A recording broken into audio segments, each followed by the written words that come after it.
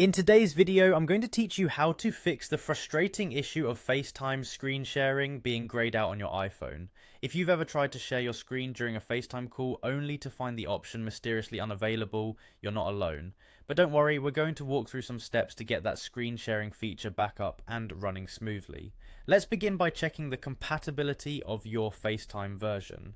Screen sharing is a feature that was introduced with iOS 15, so you need to make sure that your device is running this version or a later one.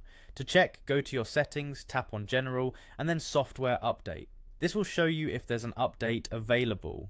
Installing the latest software not only adds new features, but also fixes potential bugs that might be causing the problem.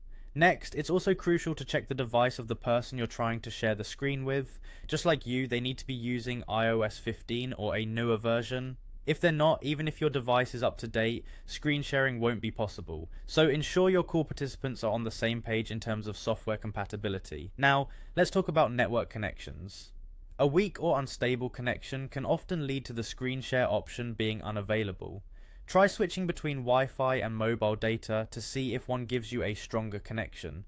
Sometimes just moving to a different room or closer to your router can improve signal strength. We also need to make sure the FaceTime app has the necessary permissions to function properly.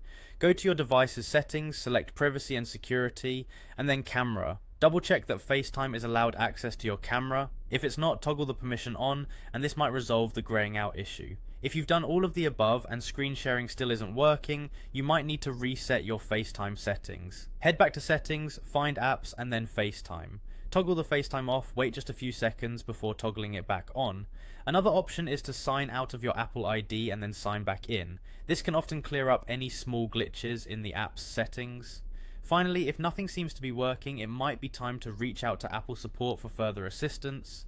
There could be a deep system level issue that only they can diagnose and resolve effectively. I hope these steps help you fix the screen sharing issue on FaceTime and make your future calls much smoother and more productive. Thanks for watching, and don't forget to share this video if you found it useful. See you next time.